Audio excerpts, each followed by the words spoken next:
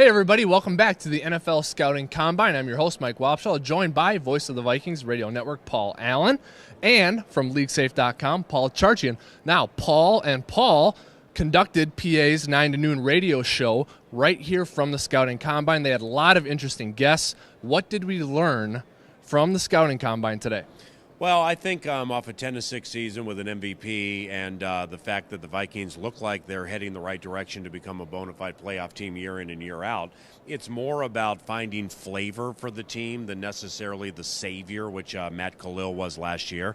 Coming from 23, it's a lot more difficult to predict exactly what the team's going to do, so we more hone in on wide receiver, DB, defensive line, in Paul Charchian's case, quarterback and stuff like that. And, you know, the other thing is that either on or off the radio, I found a lot of people are very intrigued with what's going on with Percy Harvin. So I got a lot of questions from the elite of all the elites in the National Football League about what my opinion was on Percy Harvin. And, you know, a lot of people are talking about that, and especially with free agency coming up. Charch, what's your sense on the kind of draft that we have this year? I think we've pretty well validated this is it's a flat draft, meaning there's not 5 or 6 really big great players and then it drops off a lot. This is actually a good year to pick 23. You'd always rather be higher, but the guy that you're getting at 23 may not be materially that different from the guy that you would get at 13. And for a couple of the positions that the Vikings need, especially wide receiver, it's a really deep draft. And so if the Vikings do decide to go with wide receiver, a certain position of need, they may be able to get a guy at 23 that in a different year might go at 13, and he might end up being an immediate contributor to this team. You're a fantasy football expert. You're the godfather of fantasy football. Fantasy football, the fantasy football culture that is the NFL, we like the big splashy names, right? We like touchdowns.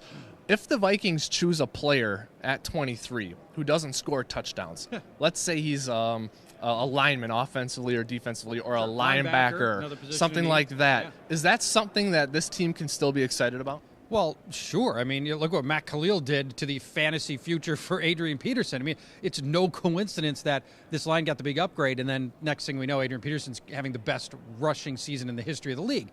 And in the case of Greg Cosell, we talked to today, the best season in the history of any player to ever play offense, ever.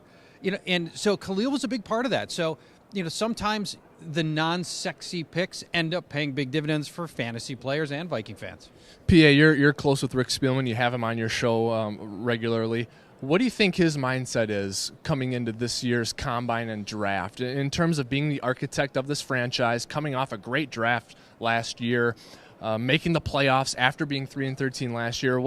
How do you frame his mindset? It's an excellent question, because coming from 23 and off what you and Paul just talked about, you know, there could be a defensive tackle taken at 23, and you look at that and you're like, Fred Evans was okay, Latroy Guyon's young, Kevin Williams is still pretty good, but a defensive tackle for the future of the franchise is something we definitely could need. Now, to get to that route of attack, one thing that I think Rick did extremely well last year, and I know is very important to him, are the private meetings and getting the right types of players on and off the field for this team. You know, Vikings fans can be very proud of Matt Khalil, Harrison Smith, Jarius Wright, Blair Walsh, Red Ellison. These are good players on the field and very good guys off the field. And that's very important to Rick. So the interviewing process, you know, even with the likes of a cornerback from LSU who played a couple of years ago, Tyrann Mathieu, an extremely talented guy, but he got kicked off the LSU football team.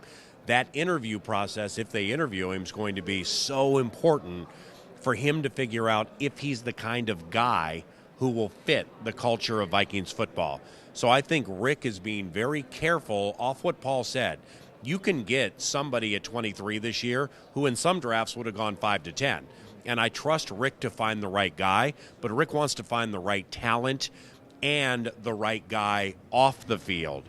So therefore, all of that develops at the Combine. Last thing before we go, Charch, for a football fan who obviously most of them have never been here at the Combine. I mean, look what we have behind us. This is an NFL convention, basically, right? Yeah, really. This is a great spot to be if you're a football fan, isn't it? Well, yeah, I mean, if you like football, the Combine is kind of special because just milling around, how many coaches have we seen? It's all these executives and scouts and, you know, reporters. I mean, ESPN's right behind us. And so, you know, so sort of the fan in me still gets really excited to see all these people, and the fact that we can just sort of go grab them and interview them and talk to them and have them on the air. It's kind of nerdvana for those of us that really, really love and live and breathe football. All right, well, you guys are going to do the show again on Friday, 9 to noon, 100.3 FM back home. So check that out, and then let's do this again tomorrow and find out what we learned on Friday. Is that cool? Deal. All right. Thanks for joining us.